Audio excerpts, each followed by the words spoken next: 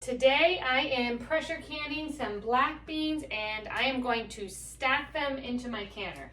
So I have my beans here that have been soaking overnight. So they're actually filling this entire pot. They've came all the way up to the top. They've expanded quite a bit. That's what that long soak does, is they do absorb some of those waters and they break down the phytic acid so that it is easier to digest your beans. So I always try and do a really long soak when I'm canning beans. Today I'm going to stack my jars in the canner, so I'm going to try and get 12 pint-sized jars into the canner. And they'll fit nicely. It just matters if my math was right with my beans, if I soaked enough beans. But you do need to have an additional rack to be able to stack your jars in the canner. So the canner will come with a rack at the bottom, and then you need to purchase an additional rack. I think they come in a 2-pack on the website to be able to stack jars with using the tanker. I also have my lids here by Denali Canning that I have ready to go, and I am going to drain these beans and then I'm actually going to move them to a bigger pot because I'll refill them with water and turn on my stove to bring them up to a boil. I want to cook these beans for about 30 minutes. They will be nowhere near done, but what it does is it makes them absorb more of the water, expands them a little more, and you can get a more appropriate headspace when you get them, start filling your jars to get them into the canner.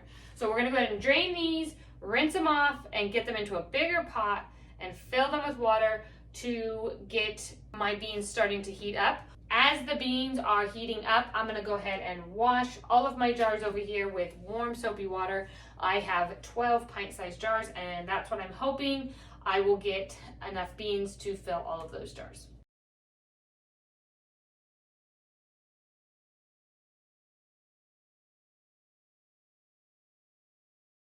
Okay, the beans have been cooking here for about 30 minutes. I've got all my jars nice and washed and warm, and I am going to fill each of my jars. So I'm going to fill them to the beans about 3/4 the way full in each of the jars, because they are going to expand quite a bit more when they're in the canner. So I'm going to do the beans first, then I'll go through and add in the liquid. This just helps you to get the right headspace and fill the appropriate amount. I ended up having to go and wash 2 more jars. I had 14 pints in here. So this is going to be a nice full canner, and I won't have to can black beans for a very long time, which I'm very thankful for. Okay, so now this is a very optional step, but I like to put salt into my beans, so I do a 1/2 teaspoon of a good quality salt into each jar, and that's for pint-sized jars. If you were doing quart-sized jars, you can do 1 teaspoon of salt. And now I just have some hot water here, and I'm going to fill all of the jars to a very generous 1-inch headspace. So again, these beans are going to expand even more in the canner, and so you want to give them plenty of room to do that. Now that all of my jars are full, I'm just going to take this little tool here. You can use the back of a wooden spoon, and I'm going to put it down into each of the jars to get out any air pockets. You want to make sure that there are no air bubbles in your jars at all or in the liquid, otherwise you won't get a proper seal. Okay, now I have a clean dish towel here, and I'm just going to wipe the rims of my jars. I want to make sure that I get off any food particles off of the rims of my jar, or you will not get a proper seal. Since this isn't a sticky food, I'm just using a little wet rag here that's clean. If it was something that was a sticky food, like apple pie or something like that, then you may want to use some dipped in a little bit of white vinegar. That way you can really get the grime off if there's anything that's sticky on the rims. All right, now I'm going to take my Denali Canning lids here, and I'm going to place them on each of my jars.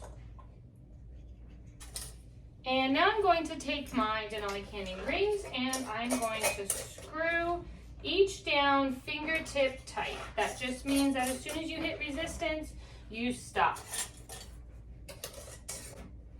Okay, now it is time to get everything into the canner. So I'm going to put my first layer in. I have several inches of water in the canner. You do not want your bottom layer to be completely submerged at all. So this means that you don't need a ton of water in it to start, because it is, as you're adding more jars and the heavy objects, it is going to rise up onto the jars. You want them to be at the very most halfway up the bottom jars. You do want to make sure none of your jars are touching each other, that they do have a little bit of space in between. Now I'm going to go ahead and just rest my rack right on the top here, and I'm going to stick these jars right on top. Okay, now that all of my jars are in the canner, I'm going to go ahead and place my lid on until you hear it slide into place.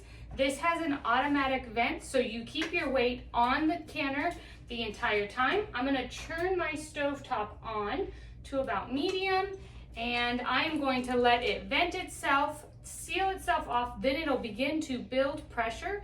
Once it reaches pressure, my weight here will start to rock back and forth and jiggle. That is when I know I can start my timer for 1 hour and 15 minutes to process these pint-sized jars. And if you were doing quart-sized jars, you wouldn't be able to stack them because they're too tall, but you would want to process those for 1 hour and 30 minutes. The timer has gone off, so I just turn my stovetop off, leave it right here on my stove, and I let it come down naturally all the way to 0. Once it comes down to 0, I wait a minimum of 20 minutes before I even remove the lid or remove any of the jars. Honestly, the longer it sits, the better. So the 20 minutes is minimum after it comes down to 0, but if you can let it sit for even longer, that's even better. The lid just slides right on off, and you can get all of your jars out. This is how you will can black beans in your Denali canning pressure canner, the tanker, with using the stacking method.